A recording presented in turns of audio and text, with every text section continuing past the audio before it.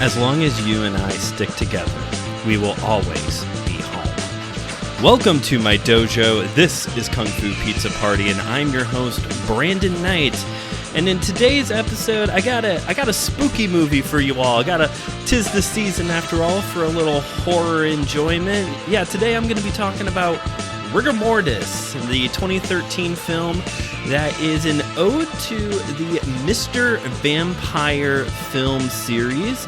This movie stars, give me 1 second here, this movie stars Chin Sui-ho,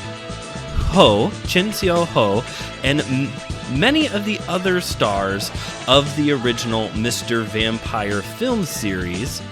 So with that in mind, before we get into the actual film itself, let's take a moment and have a little Kung Fu movie cinema history lesson. So over here in the States, during the 1980s, during the height of the teen slasher film craze, over in Hong Kong, there began a craze in the Kung Fu movie genre concerning jiangshi, who in English is roughly translated as hopping vampires.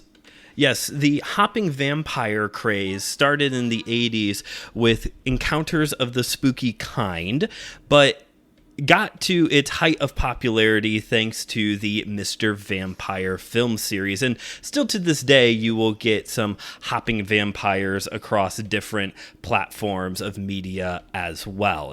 Jiangshi is a whole popular horror genre concept there in Hong Kong and in Asian cinema and other forms of content as well. How this movie, Rigor Mortis, plays a role as being an ode to film is that the star of this movie, Chin Sui-ho, he was in the original movie as a child, the original Mr. Vampire film as a child. He, in this movie, in Rigor Mortis, plays himself as a washed-up actor, and I love this trope. I love movies where the actor plays themselves in kind of a parodying style role. What's the one that just came out with Nicolas Cage? It's got in massive ways of immeasurable talent, or something like that. The unbearable weight of massive talent, something like that. That was great. My Name is Bruce, where Bruce Campbell is playing himself. Amazing. And then one that we will definitely talk about here on the show at some point, my personal favorite of all of these, JCVD, starring Jean-Claude Van Damme, very much as himself. He is basically just he is Jean-Claude Van Damme in that movie. But anyway, so that's what we got going on here at the plot. The basic start here of Rigor Mortis is that this is a film about a washed-up actor who was in a lot of jiangshi movies back in the day. Now, there is one big difference between Encounters of the Spooky Kind and the Mr. Vampire franchise and Rigor Mortis, and that is the producers. Because Encounters of the Spooky Kind and the Mr. Vampire series were produced by Sammo Hung, who we all know, like his best friend Jackie Chan, built this entire career around comedy kung fu movies, right? So these are actually comedy, horror, kung fu movies. Good luck trying to decide where you're going to put those movies on your DVD Blu-ray shelf. I have no idea. I think I would put them with my martial art movies and maybe use it as the unifying films that then goes into my horror category. Maybe that's what I would do. But good luck picking one category to put those films in.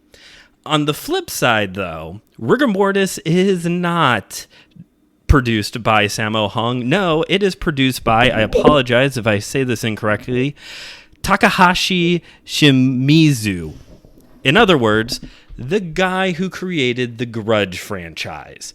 So yeah, there's a big tonal difference between the 80s kind of goofy horror, campy horror of Mr. Vampire films and Rigor Mortis. There is actually, I did not know going into this movie that Takahashi was the producer. I found that out after the fact, and honestly, even though I've only seen like bits of The Grudge, you can definitely tell the influence. You can definitely tell that he is involved in this film. It is very dark. If you are a hocus pocus kind of goofy, spooky horror, kind of that quirky, spooky horror, this is not for you.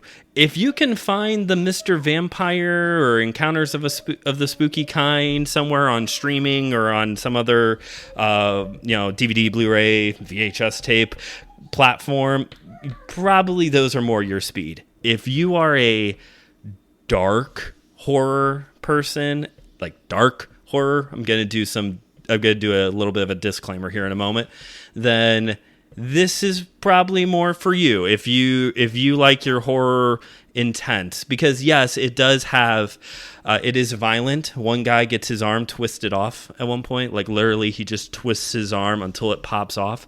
There's language, of course, it's bloody, it's gory, but just so you know, there are scenes that depict rape and suicide in this film. It's dark. It is a dark movie. I was not fully aware of just how dark it was. What I saw online was that, yeah, this is a darker take on the Mr. Vampire franchise, but I did not anticipate how dark. This is not my cup of tea when it comes to horror. I'm more of a mid-range. I do like my quirky, spooky movies every year at Halloween. I always watch the Buffy the Vampire Slayer movie just to kind of set the bar at what kind of horror I do enjoy. But, I also like the Texas Chainsaw Massacre. I like the Evil Dead movies. So yeah, I'm a little bit more of that like mid-range when it comes to intensity. The darkness that was in this movie is not usually what I consume. One thing that did bring me to the dance, outside of the fact that this movie had the whole he's playing himself gimmick, is that this movie was very visually stimulating. I like a good visual movie. I wish there would have been more. The trailer made it look like this movie was going to have a lot of really cool visual effects running all throughout it. It was more sparse. Basically, whenever the living characters were battling spirits or the hopping vampire in this film, then there were these really cool special effects, kind of gave it a little bit of like an anime vibe with some of the visual effects they were using there. And it's very preeminent in the trailer that I watched for this movie, which, by the way, you can find on Peacock for all of you who have Peacock, which is probably a lot of you at this point in time, because let's be honest, the best time to have Peacock is during spooky season. They have arguably the best movie lineup, but it's Universal after all. Anyway, so that was what brought me to it, is that you had this whole he's playing himself gimmick plus the visuals. I wish there would have been more, but it did help me stay grounded. I forgot one additional one. I did mention in the Crow review that there would be that I'm glad I didn't watch this movie with my wife. She would not have stood for it at all, because not only was there rape, a child does get killed. And I know that is admittedly a bit of a spoiler if you are going to go watch this movie. But I know that just like rape and suicide are hard no's for some people, there are people that when they know that children are dying and not coming back, then that is a hard no for them. Or just dying in general, that's a hard no for them. So I just want to put that forward. I apologize that one is a bit of a spoiler for all of you who are going to proceed with watching this movie. But I don't want to like ruin somebody's night at the same time. I don't want to ruin someone's night and they sit down and they see this scene in question. They're like, I can't believe Brandon didn't tell me about this. So yeah, it is a dark movie. Definitely a different tone than the original Mr. Vampire films. So, as I said, before I get into the plot, we're still not even at like the full plot yet. We're 10 minutes in. One more bit of film film history, I guess we should, and maybe just history in general, is explaining that word I said earlier, hopping vampire. So you mean this vampire hops around? Yes, that is exactly what it means. At first, I was not familiar with jiangshi either at first, and I did a whole big deep dive into it because tell me about folklore. I've come to a place in my life where I really enjoy learning about folklore.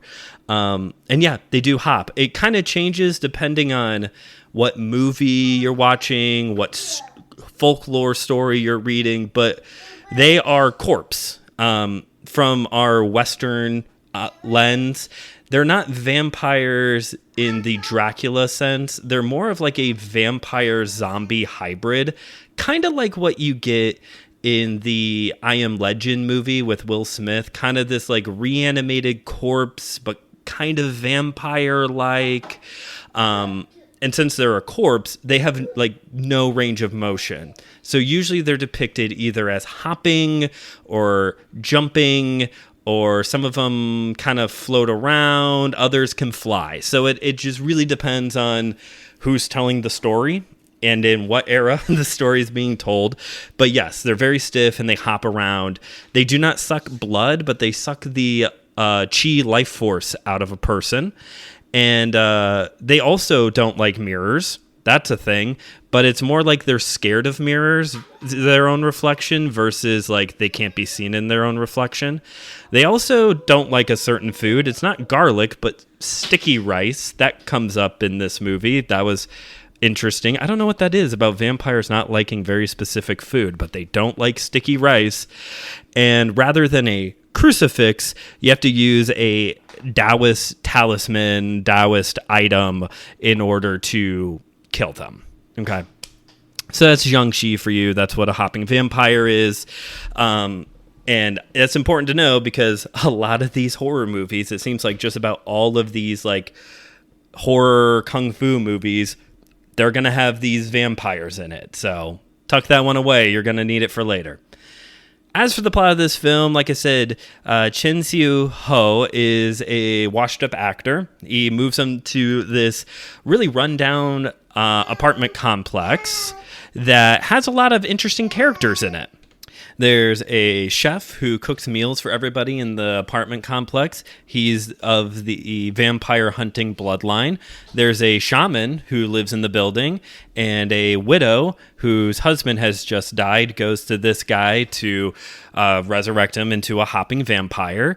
There is two spirits that are haunting the washed-up actor's apartment. There's a mother and a child who barely speak because their husband was killed. Like, it's, again, very dark, and everyone's very quirky. And eventually what ends up happening is that Chin teams up with the chef guy, this guy who's descended of vampire hunters, to exorcise the spirits that are haunting his apartment, and then also eventually have the big showdown between them and the jiangshi that is now going to terrorize the apartment complex.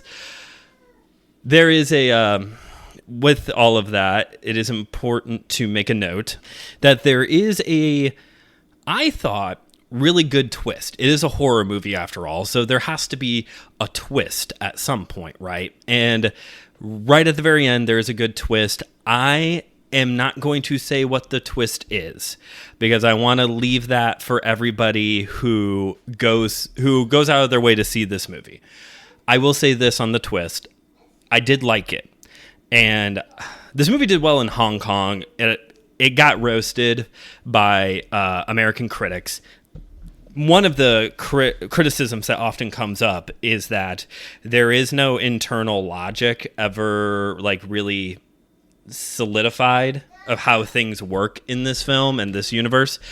I think the twist explains all of that. I think the twist makes the movie make sense, but I will leave that for those who go out of their way to see this movie now. Okay, so let's talk combat. This movie had a lot of wire work, and this is may be surprising coming from a guy who has a Kung Fu movie review podcast. I'm not the biggest fan of wire work. Which is a whole genre of films in of itself. There's just something about it that it just doesn't, when it's done a lot in the movie, I'm kind of like, it takes me out of it. I guess, for lack of a better way of explaining it, the wire work sometimes takes me out of a movie. It worked for me here because, as I said, we're fighting spirits and jiangshi, and there's magic, there's all these rituals going on, so there's this element of fantasy going on in this story. And so with that, the wire work going on and the fact that everybody can take like an unusual high amount of damage in battle, that worked really well for me. I thought it's a very modern film. It is set in the modern times, or in 2013 when the movie came out. And with that in mind, it felt very fantasy-like at the same time. I think urban fantasy is what it's called in the book world. It's very like modern, but all of the rules of how combat and everyone's character and relationship is very fantasy-driven, which again makes sense, I think, since the jiangshi is very much rooted in folklore. So maybe they were trying to add a little bit of like a modern folklore angle to this story. Fighting combat wise, honestly, there wasn't a lot. This movie, I would say, is more horror than it is kung fu. But one thing I noticed very quickly, literally like the first move in the first fight, Chin takes a German suplex. There's like pro wrestling suplexes peppered all throughout this movie. There's like hurricane ranas here and there. There's a little bit of pro wrestling in there, and I obviously am here for it. And you know what? It really works with the whole fantasy element as well, because pro wrestling, like the combat that takes place in pro wrestling, very much works in that universe, in the world of professional wrestling. Sure, some of it works outside of it, but like a lot of like the damage, how the people take damage, and the techniques that are used only can really work in that kind of an environment.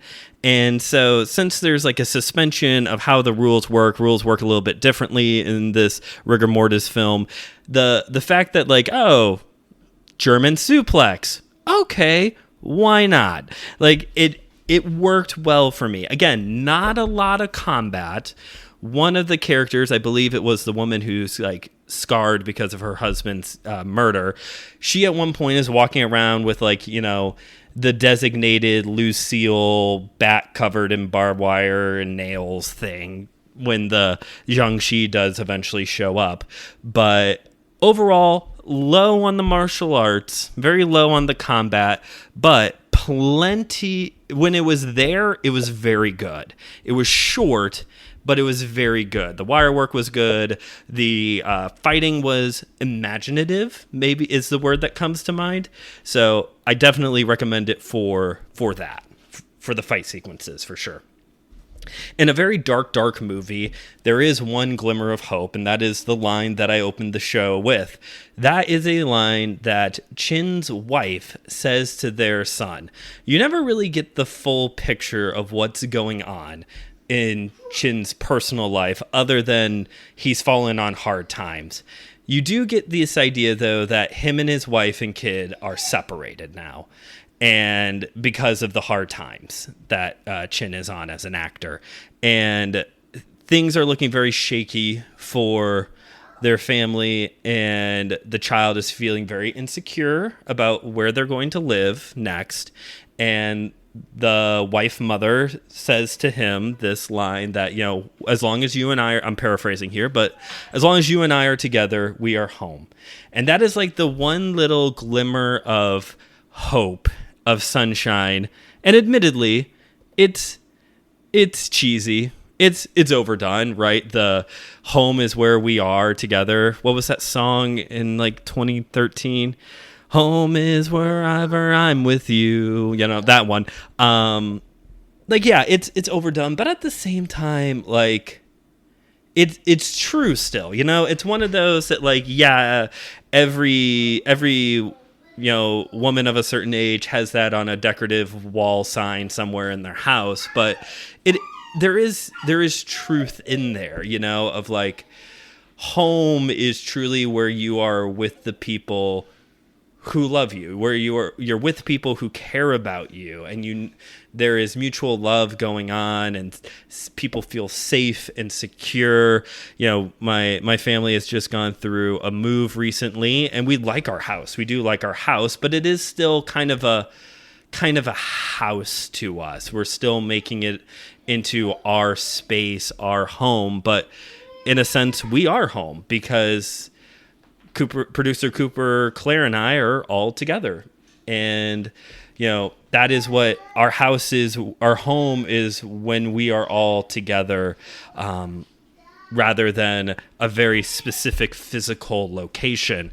And that is the little, like I said, that's the little glimmer of hope in this very dark movie. And it kind of gets snuffed out, if I'm being honest, because it is quite a dark movie.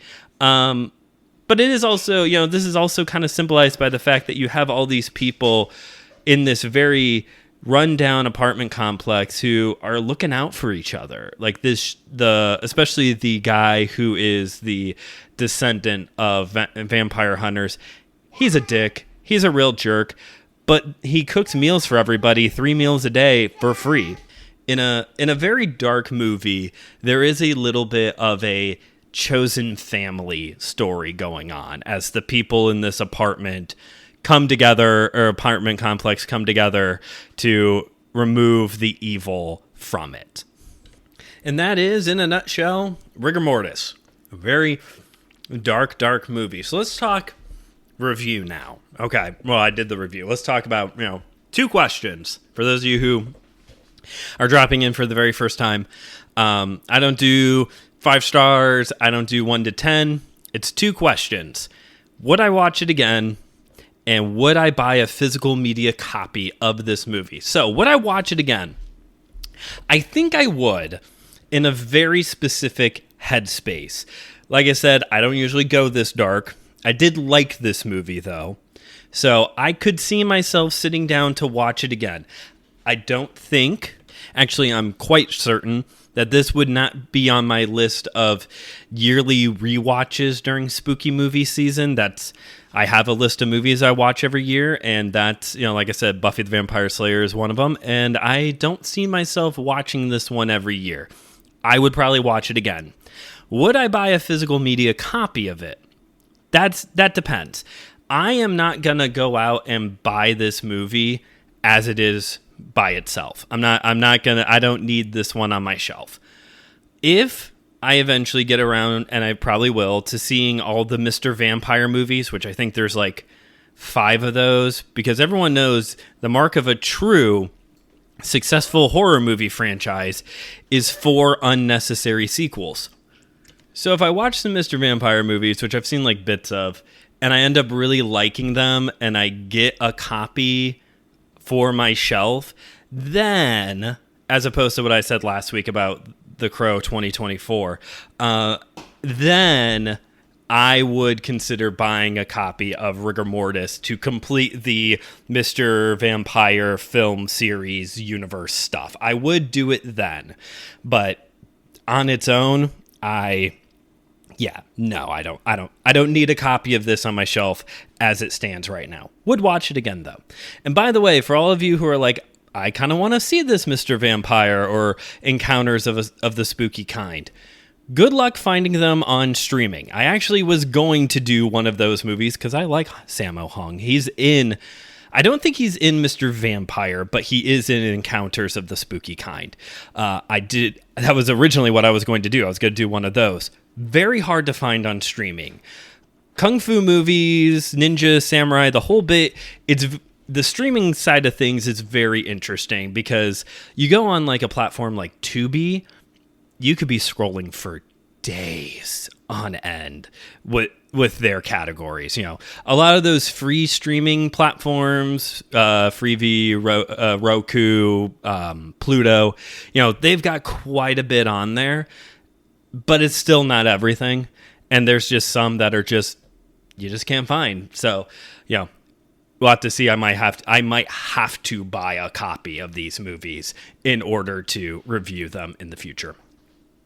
We got 5 minutes left, so I'll just pitch this real quick.